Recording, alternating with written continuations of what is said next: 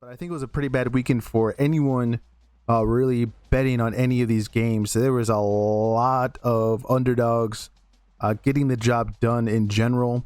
I don't know the exact number, but it's probably the highest amount here at your Sports Outpost that we have witnessed the last 3 seasons. But anyways, as that was our top 25 going into week 10. This is what the results look like for the big graphic.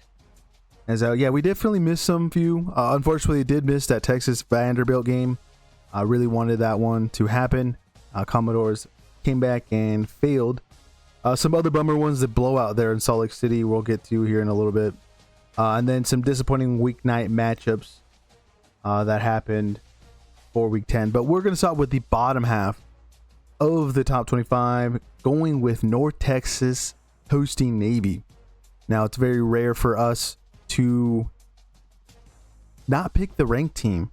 And this one, we went with the home team who got the job done for us, 31-17. And Navy just could not hang with the Mean Green, especially early on.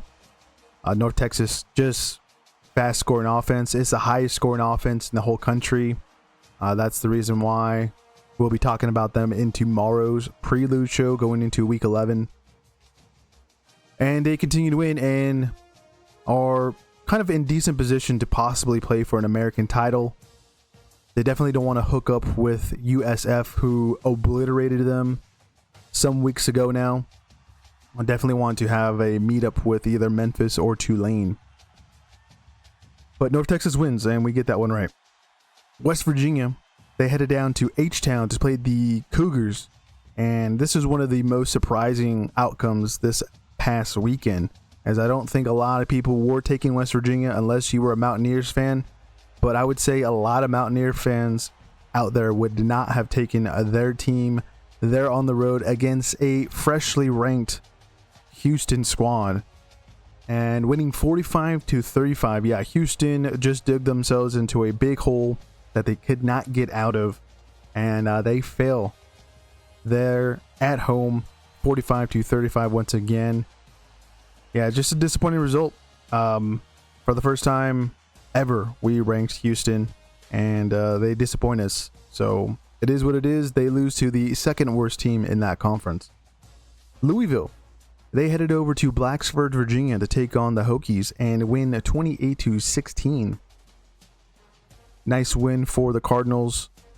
They definitely benefited with a lot of teams ahead of them losing. It's going to be pretty interesting as they only have technically one loss, and that is to Virginia. We'll see how the rest of the year cracks on. I believe this upcoming weekend, they play Clemson. It's not a for sure win. We'll see if the Tigers lose to the Cardinals. That would be pretty interesting if they can continue to be undefeated, because now that ACC title looks absolutely different from what it was, 2-3 weeks ago now. Virginia and Louisville are the favorites to get into that game. Crazy. Memphis, as we move on from a game that we got right into another one. They went down also to H-Town, different part of H-Town there in Houston, and played Rice. 38-14 was the end result there. The Tigers doing all right for themselves. I think they really just benefit from other teams losing, like Navy now, who, they have to hope and pray that they lose again. Kind of gives them more of a for sure shot in the American to win that conference title. But here against Rice, it's kind of just easy peasy, lemon squeezy. Rice, not a very good program whatsoever. I saw a clip right before kickoff of like no one being there in that stadium for the Owls. It's kind of nothing new, but it is what it is for Rice and their fan base. For Memphis and their fan base, well, they're looking on the up and up as they will be facing Tulane this upcoming weekend. Next up, we go back to the ACC with Virginia heading to the West Coast to take on Cal. And we get one of those, I don't want to say uncommon win, but somewhat uncommon win for an East Coast team going over to the West Coast, as the Cavaliers won 31-21 there in Berkeley. Usually teams that do make that travel and trip fall. And, yep, was not the issue there for Virginia. As we keep moving to more games that we got right, Notre Dame. They went down to Chestnut Hill, there in Massachusetts, to take on Boston College and surprisingly win by not a lot of points. 25-10 was the end result. This game was pretty tight there at halftime, and it was very surprising to see the Fighting Irish not pull away to have a... I mean, technically, by definition, it could be 3 possessions, but really it wasn't, because you can go for 2, and that's the 15-point difference. But 25-10 is not a result I was expecting to see Notre Dame at the end here against the Eagles. Boston College has been bodied by a lot of worse teams than the Fighting Irish. So, very interesting scoreline. Even though it technically is a rivalry game, so maybe that's why Boston College bought it a little bit more. But regardless, it's just a little bit of an eyebrow raiser there, as I don't think Notre Dame really has any more tests for the rest of the season, even though they opened up 2025 0-2. We keep moving to now Tennessee hosting Oklahoma, the Heupel Bowl, where Heupel's former program where he played at, the Sooners, win 33-27. This result was very disappointing to see, as obviously I picked Tennessee. Definitely wanted to make it 2 in a row, but Oklahoma, on the other hand, makes it 2 in a row, as the last trip they made there to Neyland Stadium in Knoxville, they won with Baker Mayfield all those years ago, almost 10 actually, to be exact. But yeah, Oklahoma, they were just ahead. I didn't get the chance to see the highlights, but it looked like Tennessee probably made some mistakes. I'm not too sure if some of the other players that were being mentioned during the week in our news sections for injury updates had some kind of effect, because knocking off rust after being out for basically the entire season up until this weekend, you could only imagine, the amounts of, fitness that you don't have versus your opponent. Obviously, you don't have the wear and tear, but obviously, too, the play speed is just, you're not going to be acclimated to it if your first weekend of football is all the way in week 10. Again, I'm going to have to go double check to see what actually happened between these two guys, as I didn't have a chance to actually watch this one. I was actually tuning into the Dodger game. I think like most people were at the end of their days. Tulane. Well, they went over to San Antonio and lose to the Roadrunners 48-26. A very disappointing result. Another one very similar to Houston and West Virginia. The Green Wave digging themselves into a big old hole. And this one can technically been a lot uglier than the end scoreline of 48-26. Second time this season, and their second loss of the year for Tulane, where it was multiple possession difference. Earlier, they played Ole Miss. They get blown out there. And I guess San Antonio is a hard place to play there in the American Conference, as there's been a lot of teams that have not gotten the job done. Obviously, there's other teams like Texas State who haven't won a conference game this season that went to San Antonio and won that race. But this race, yeah, the Green Wave, they get stopped before their waters hit the shore there in San Antonio. It was unfortunate that we got that one wrong. One we got right that I don't think a lot of people picked. And this is kind of like our, we know what we're kind of talking about, even though we missed a lot of games this week. SMU hosted Miami. This was kind of my risk it for the biscuit. I don't have a lot of stock in Miami. Haven't whatsoever. We didn't have them on our preseason top 25. We knew they were going to fall, and most likely when they made a trip outside of Florida, which was their first time here in week 10. That is crazy. Just think about that. The Hurricanes, all of their previous matchups have all been in the same state. So the first time they have their actual travel out, they lose, which makes a lot of sense. I think maybe just because of that lack of travel, it could have affected a lot of things, but also he got Carson Beck at the end of this game, blaming his offensive coordinator. So you have now 2 games where he's throwing other people, not him, under the bus. The last loss to Louisville, he was throwing his wide receiver under the bus. Now he's throwing his OC, which is pretty interesting. But for SMU, it's just not a surprise. This team has obviously been disappointing. Last week, losing to Wake Forest by a field goal that almost didn't go through the uprights. It was almost came up short there. And then obviously the in-state rivalry games. I don't know if you want to count the Baylor as an in-state rivalry game, even though they were Southwest Conference foes back in the early 90s and then previous to that. And then the one to TCU for the Iron Skillet. Those games just are a little bit different in terms of like why they lost, because it's a rivalry game. There's just a little bit more added to that. But this one, it was just, who's better pound for pound. And I always think SMU is, as they have been more attention to detail with Rhett Latchley there, who actually signed a 2-year extension. I don't think I actually have that in our news section. I should probably find a post when we get to that towards the end of the stream to bring that up. But under him, he has done an excellent job in terms of developing talent that he brings in through the recruiting ranks or through the transfer portal. It's just been a nice plug and play.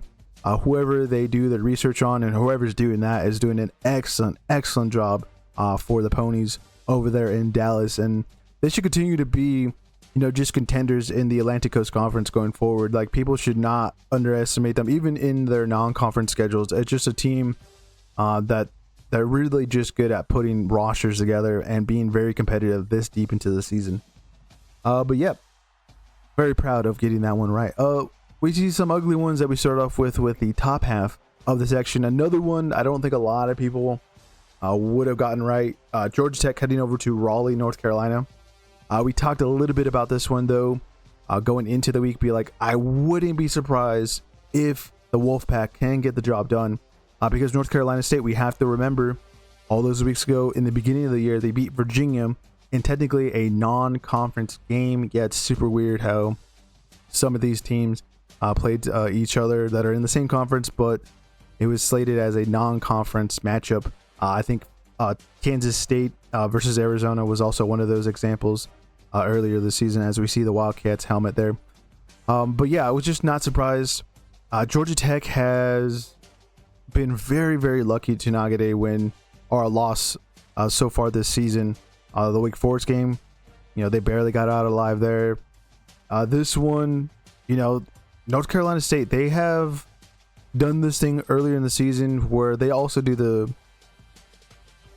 same thing that the Yellow Jackets do, in getting down early and then mounting some kind of comeback.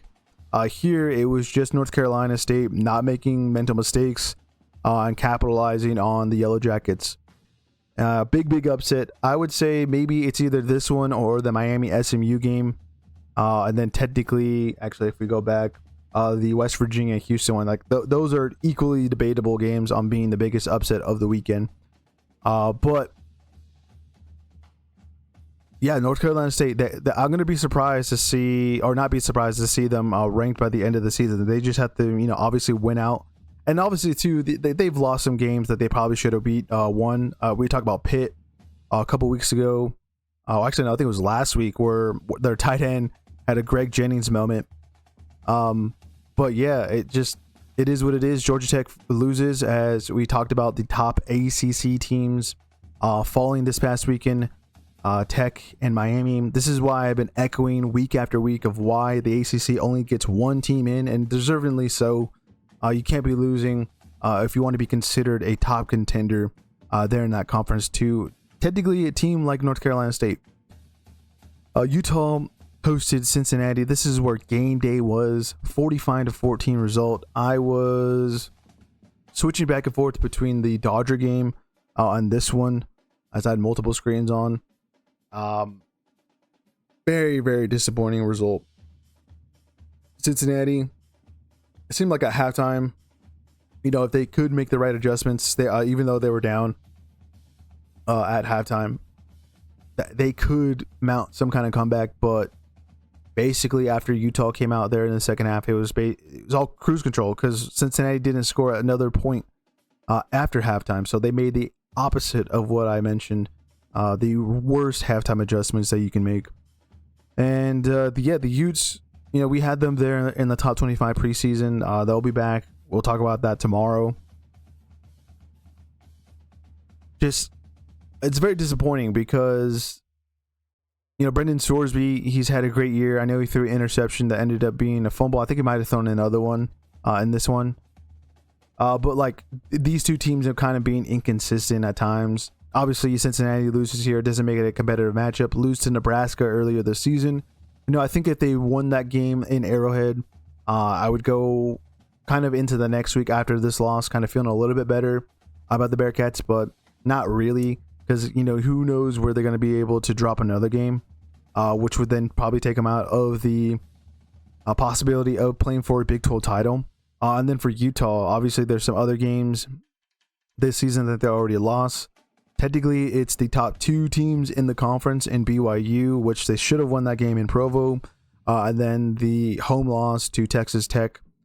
Maybe they do get that, redemption arc later this season. They kind of have to hope that Tech beats BYU, but I think the tiebreaker would technically be in BYU's favor because of the head-to-head. So BYU would have a rematch with the Red Raiders regardless of next week's result.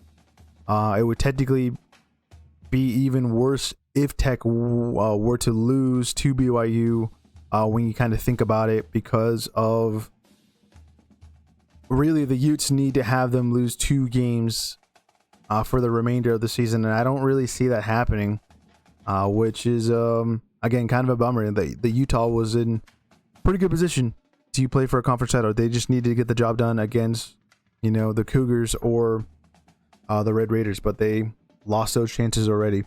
43-20 is the other result for another Big 12 matchup between Texas Tech and Kansas State. This was the 30th anniversary of the Big 12 playing their first game back in the mid-90s, when the Big 8 and some Southwestern Conference teams joined together to expand the conference. Obviously, it's expanded past 12 teams, but it's kind of a cool thing to mention, as this was kind of paying homage to that first meeting between the Red Raiders and Wildcats. The Red Raiders win 43-20. If I'm not mistaken, this was a first-time win in a decent amount of time for Texas Tech over the Wildcats, which is kind of surprising when you think about it because of how you look at Texas Tech and the perspective that you have for them this season. But for previous seasons, they've been kind of just struggling, losing games that they probably shouldn't have lost in previous seasons that would have made them, decent contenders for maybe a Big 12 title, but they just, lose in the past too many games to kind of think about that. This season, though, they're obviously on a decent track to play for a Big 12 title, which isn't that like the first time. I don't remember or recall the Red Raiders ever competing for a Big 12 title. So a lot of new things down there in Lubbock. They will have a big matchup against a BYU team that is coming off of a bye. We keep moving to, unfortunately, the only top 25 matchup here at your Sports Outpost between Texas and Vanderbilt. The matchup there in Austin ends up being 34-31. The Commodores, another one where they were down most of the game and mounted a decent comeback. They just come up short. Arch Manning actually had one of his best games this season. I think he had over 300 yards passing. I don't think he even threw an interception. So not a lot of mistakes. It seemed like Texas somehow, some way has completely recovered from that first half of the season woes, even though they got through a lot of those games alive. Only 2 losses in the season, one to Florida and then obviously to Ohio State. And it's kind of crazy how they haven't dropped another game. They do have Georgia. I think it's either this upcoming weekend or next weekend. So that is going to be an interesting test to see if they pass there in Athens. Probably not. I think Georgia has been rolling enough to where they'll probably get the job done, but we'll have to wait and see. The Longhorns do get the job done against Vanderbilt. And I think for Vanderbilt fans, I don't think you have to hang your head down any lower than what it is at the moment, because they've only also lost 2 games this season, one to Alabama and the other to Texas. And for the Commodores, you really guys got to, pat yourself on the back of, having a close matchup against, Texas, and then having another close matchup against Alabama, even though the scoreline And that one for Tuscaloosa doesn't really reflect what actually went down there. Punching above your weight. That's what they've been doing. Obviously, their defense didn't come in clutch whatsoever here, allowing 34 points is kind of a bummer. But all in all, like I would not be disappointed for Vanderbilt. They're still in a decent position to be one of those outside teams to get into the college football playoff. And the way it's cracking out to be, the Southeastern Conference more than likely gets 4 teams into the playoff, which means you got your Alabamas, you got your Texas A&Ms. There's still a lot of dust to be settled there.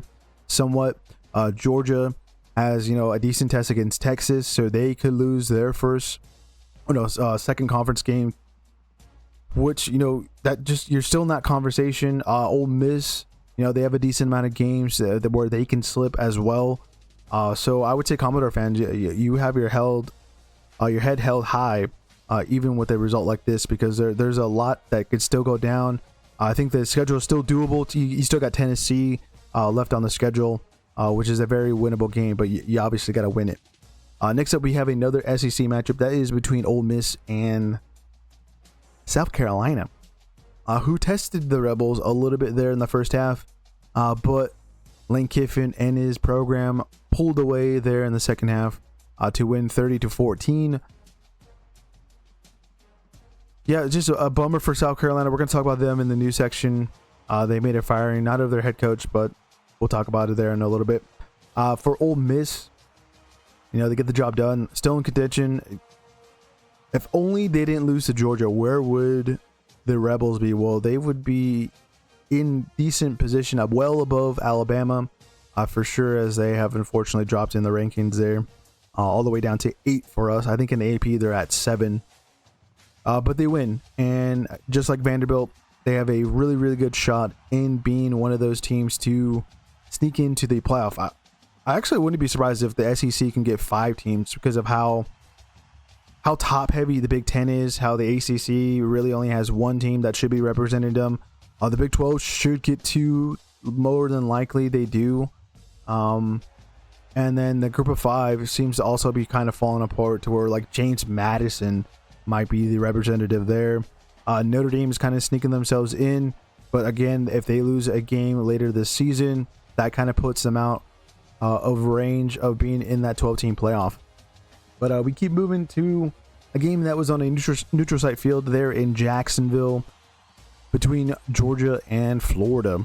This game, we talked about going into the weekend either being a complete blowout or a close affair, and it ended up being the second of those 2 options, as Georgia sneaks and wins 24-20. There was a clip circulating over on social media about a questionable call from the officials. I don't know. To me, it didn't seem like a catch. I can be totally understandable of why they determined it not to be a catch. Regardless, it was a good performance for Florida. As unfortunately, though, they do drop to 3-5. It's going to be very hard for them to get into a bowl for this back half of the season. A lot of tough games still in the SEC for them to play. But for Georgia, they keep rolling. They got Texas. They'll have Georgia Tech at the end of the season, which just helps them out with their resume. Let's say if they do drop a game to Texas for some reason, beating the Yellow Jackets just takes the ACC chances out of getting multiple teams into the playoff, which then makes it better for the SEC at the end of the day.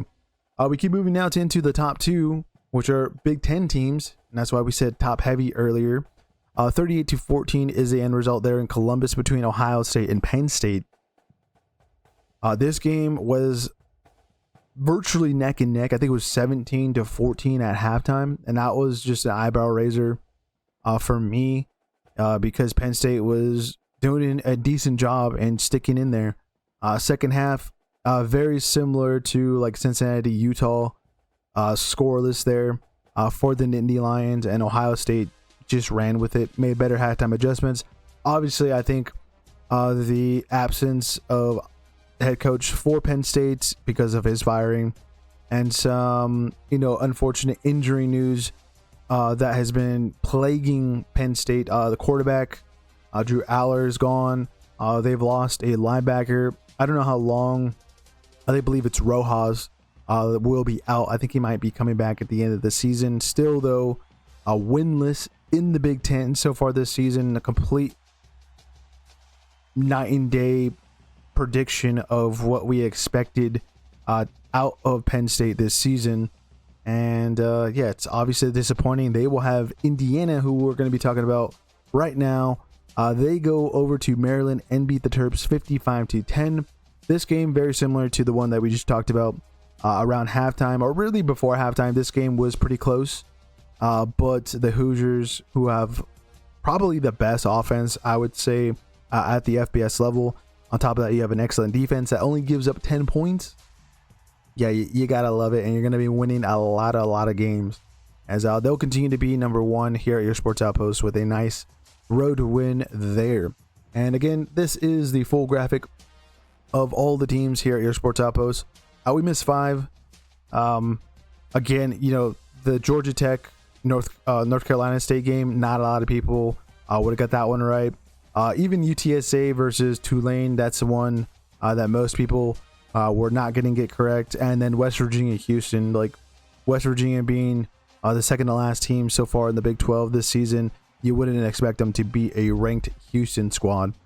But it is what it is. Again, that is our top 25. To remind you that Alabama had a bye week, Oregon, BYU, those are some top 10 examples of, again, 11 through 15 losing all their games. That is just crazy to just see. And then we'll talk about the new top 25 tomorrow, as that's what that looks like, but we don't have time for that.